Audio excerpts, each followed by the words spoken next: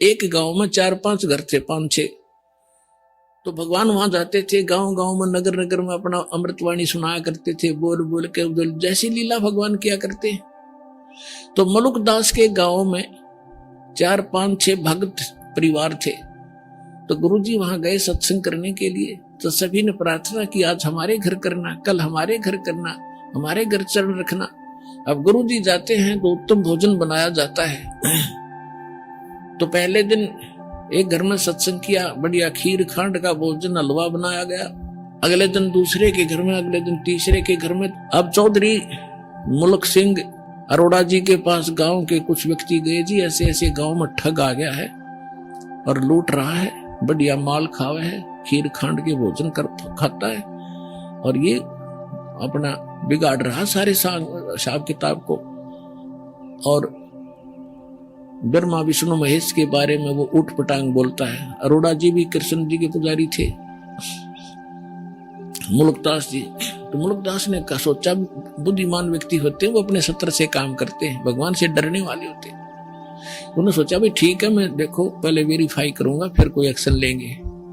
अब कुदरती वो सुबह घूमने के लिए जा रहा था, जिस रास्ते से वो जाया करते थे उसके साथ में किसी भगत का मकान था, उसमें भी उस दिन हलवा बन रहा था। हलवे की महक जाया करे दूर तक। तो उसने देखा रहा क्या हो रहा है भाई। मुल्कदास जी ने, मुल्क सिंह ने देखा, वो झांक कर, क्या कर रहे हो तुम, आज किस खुशी में हलवा बना रहे हो। उन्होंने बताया, चौधरी साहब हलवा तो कद्दे बना ले, हमारे गुरुजी आए हैं, राजो आप भी खा लो, और सत्संग हुआ है, हमारे गुरुजी आए इसलिए बना रखे। तो उसने देखा कि यूं है वो गुरुजी दिखा है। कहा ये कहने लगा, कितने दिन हो गए तुम्हारे गुरुजी का आए? अजी आज चौथा दिन है। कहा तुम्हारे गुरुजी को? वो बैठे सामने। मुल्कदास चौधरी साहब गया वहां पर, कहने लगा, भाई ठग तू करके क्यों नहीं खाता, क्यों दुनिया को ठगता है? इन गरीबों को तो लग रहा चूसने के लिए, अपना करके खाया करे। तो परमात्मा बोले, चौधरी साहब मुझे तो भगवान बगैर किए ही दे रहा है, तो मुझे क्या जरूरत है करने की। अब परमात्मा के सामने उनकी वाणी में कसक थी। तो मुल्कदास ने सोचा, भाई संत है, भगत है, ज्यादा खसना ठीक नहीं इसके साथ, चलो इसने जो कह दिया सो कह दिया।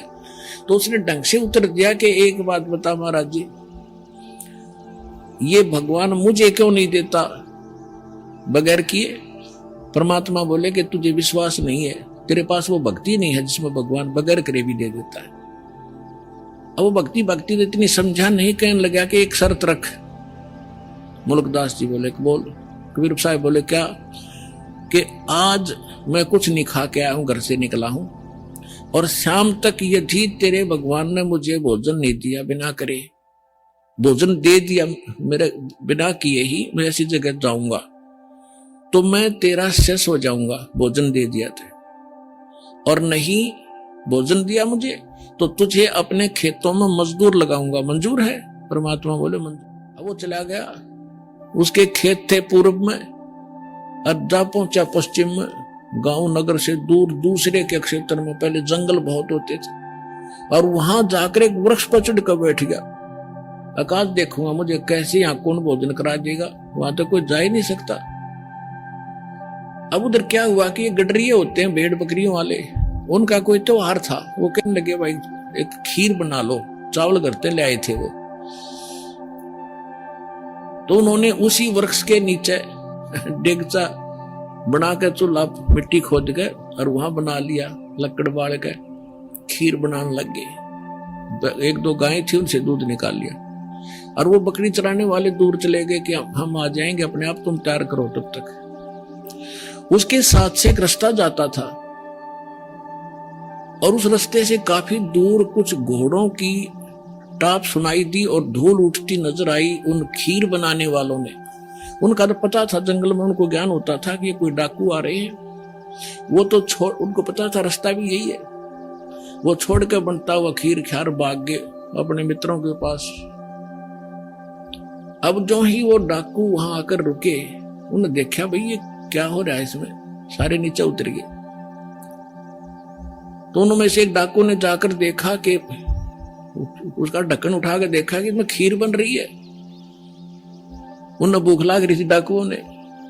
कहने लगे भाई पहले खीर खावांगे, रुक जाओ। उनमें से एक समझदार सा था, वो कहने लगा कदे हमारे साथ धोखा हो जाए भाई, कोई इसमें विष डाल गया हो, पहले टेस्ट करना चाहिए, चेक करो फिर खाएंगे। तो चेक करने के लिए कोई पशु पक्षी देखने लगे भी इसमें से कुछ उसको खिलाते हैं। तो उन्होंने कहा रे बनाने वाले कहाँ चले गए, ये छुप रहे होंगे, तो देखो उनको, उन्हीं को खिलाएंगे पहले। इधर उधर देखा कोई नहीं पाया, फिर ऊपर ने देखा तो मुल्कदास बैठे ऊपर, चौधरी साहब। उन्होंने सोचा कि यही है, ऊपर छुप गया डरता।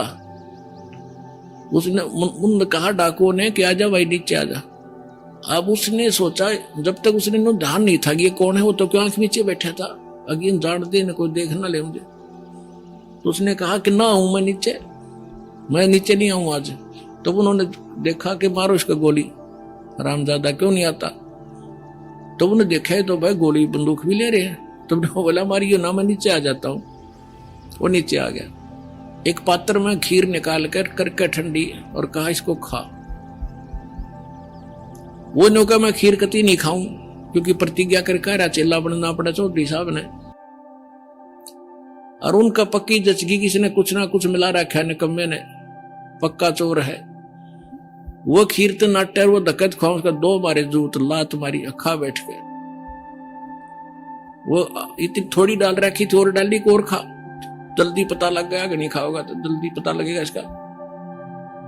1 घंटे वहां बैठाए रखा, फिर उसने सारी कहानी बता दी जी, मैं इसलिए नाटू था, मारो मत मरा, हमारी एक संत के साथ प्रतिज्ञा थी, आज वो सफल हो, मैं हार गया। तो उन्होंने बोले बात जा तू जाते।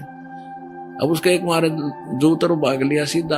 अब वो जब उसके ऊपर आपत्ति आई तो डाकुआ का फंस गया, अरे इनका इन कौन पूछने आई, मार देंगे गोली तेरे। तब याद किया उसी को, हे उनके गुरु जी नाम तो जाना नहीं था, उन गांव वालों के नाम जानता था, गांव वाले के, कि हे धन्ना के गुरु जी आज मेरी जान बचा दे, मैं तेरा पक्का चेला बनूंगा। वह जान तो बचानी थी परमात्मा ने, तो पक्की निश्चय कर लिया कि आज जान बच गई, जानते चरण छूंगा उस महापुरुष के। तो वहां से भाग गया पूरी स्पीड से, परमात्मा के चरणों में आकर पड़कर रोने लग गया। परमात्मा बोले सुना भाई, भगवान ने सेवा करी कुछ।